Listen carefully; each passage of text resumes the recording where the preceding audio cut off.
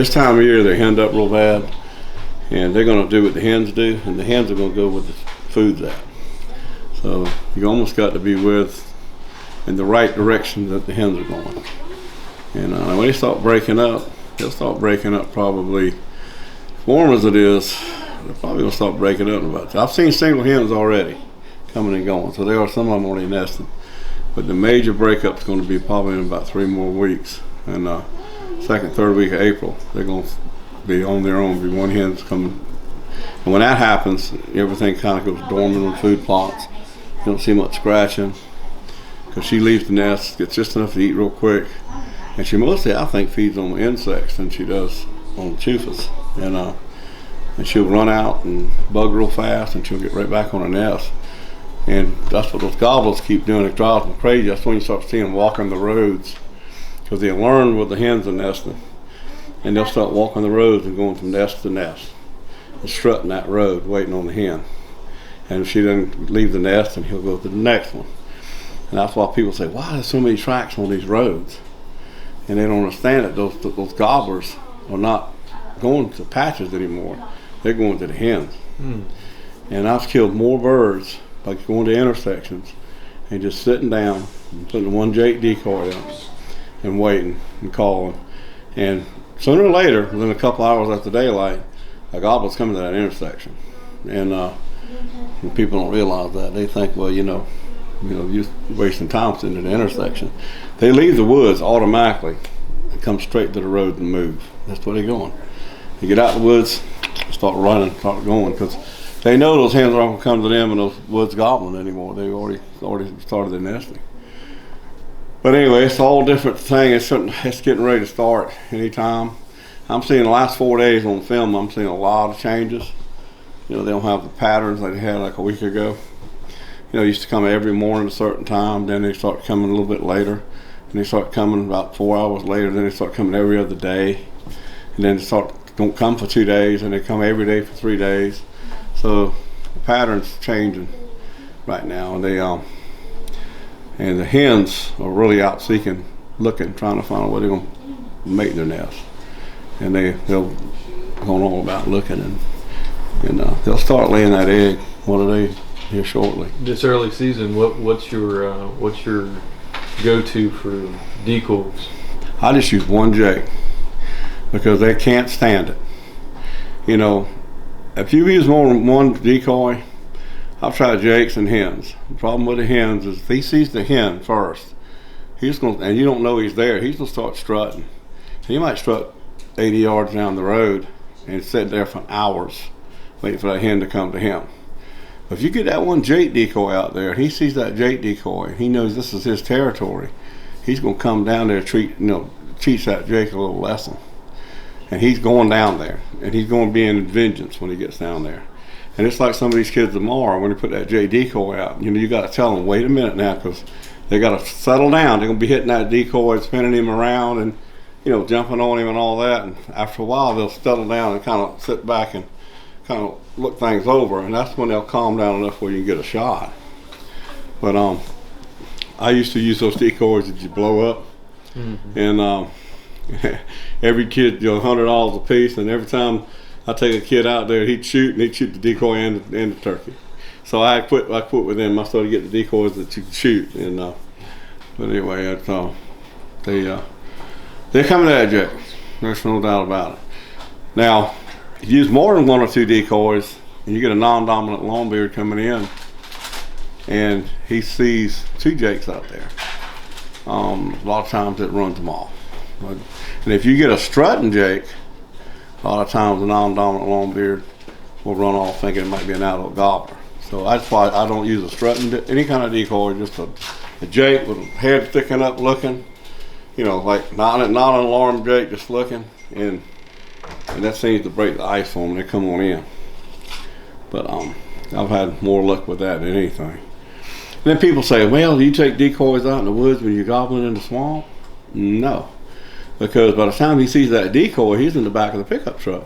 I mean, he gets that close in that swamp to see that decoy, he's already in gun range. Sure. So why tow the decoy all the way down in the middle of a big swamp? Now, if it's some places you find swamps that are real open, like a parking lot, And they make it see it a good ways away. But I don't have time to be toting all that stuff. When I'm gobbling and when I'm walking, sometimes I'll move 15, 20 times in the morning on a bird. Yeah.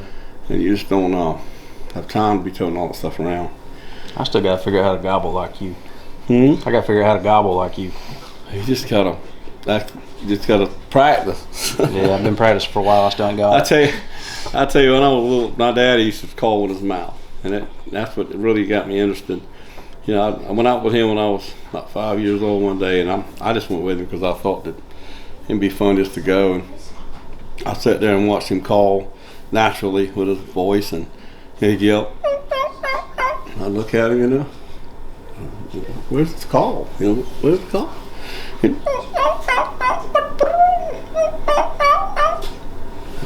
Doing that with his mouth? And then he goes, I said, Daddy, let me see that call. There's no call, son. He said, my mouth. Huh?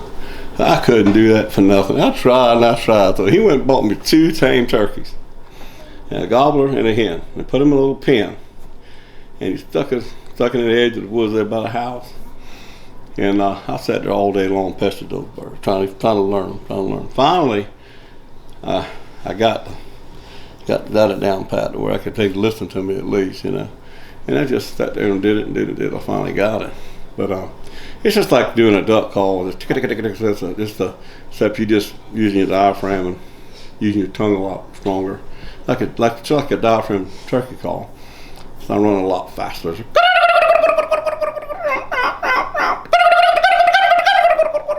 That's 3 of them going. So it's just the fact that, you know, when they get kind of, and I don't like to use the gobble call unless you absolutely have to, because a lot of times it's non-dominant bird, he'll run. And I try to do all my best to get them in with hen calls before I use a gobbler call. A lot of times early in the mornings they'll make them gobble, you know, shot gobble with that. If the owl call doesn't work, but you know, they've come out with all kind of things. You know, they came out with the dog whistle call, something I can't hear. I don't want to use. Yeah. You know, I blew on that thing one morning until I blew in the face, and I never heard it. And the turkey apparently never heard it. Then I ooh, they got what I said. I threw that thing in the bushes. I remember one day. Yeah, I remember that. It'll be an artifact one day. Yeah. So I mean, they would come out with all kinds of stuff, but it's the old basic things that they like to gobble at the crow. You know, they gobble at a wood duck, a cow. You know, a cow goes, they'll gobble at that. In Texas, I killed the heck out of them with that, making them gobble. They don't have crows out there, but they would gobble at that crow call, that high pitch at the cow call, that high pitch at the end. And we were camping out one time in Texas, and nobody was doing any good. And one day I was playing around with it and found out, and I told everybody how to kill them. And we all 6 of us killed our 2 birds in 2 days by using that cow call. We located them with that. Then we got in there and sat down and called them in. But that guy told me if you could market that call, you know, you could make $1 million out here, because they have ravens, I think, but they don't have crows. But you know, it just depends on what they're at, and every area is different. You know, where you go is different. Was the Swamp Fox chapter the first chapter in the NWTF, or was it just the first banquet? We had the first banquet. I think the first chapter was the Edgefield chapter, and we had a banquet about the same time as Edgefield. I think we had one, and then a week later, I think Edgefield had one. And then they came to me, Dave Bauman, who's a turkey biologist. He came to me one day and he said, "Bob, you need to go to Edgefield with me and meet Rob Keck and these boys up there." He says, and when I went there, it was just a trailer, and it was Rob, and it was Gary, and it was Paul Brown, and James Earl Kinnemer.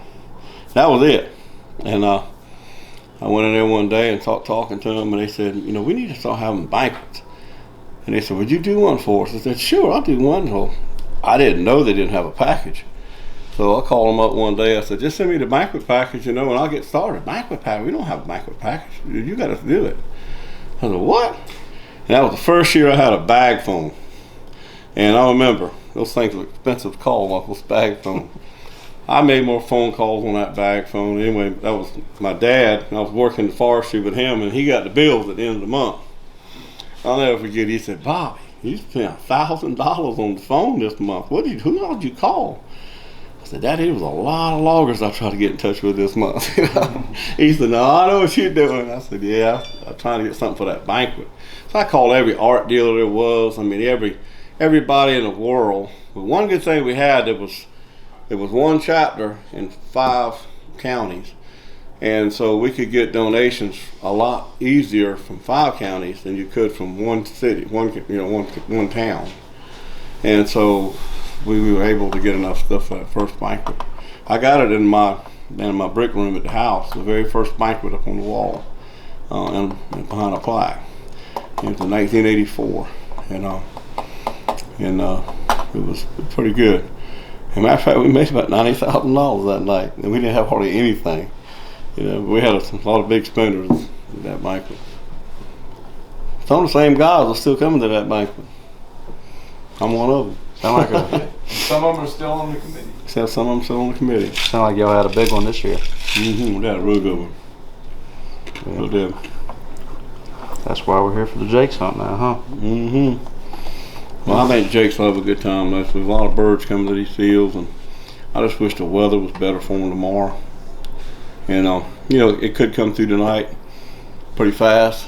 It'll teach them patience. Yeah, it's like we're gonna have a little patience tomorrow. Just take a couple extra packs of nabs and feed it to them, and maybe an orange or something to keep them quiet until they come. But anyway, we'll have a good time.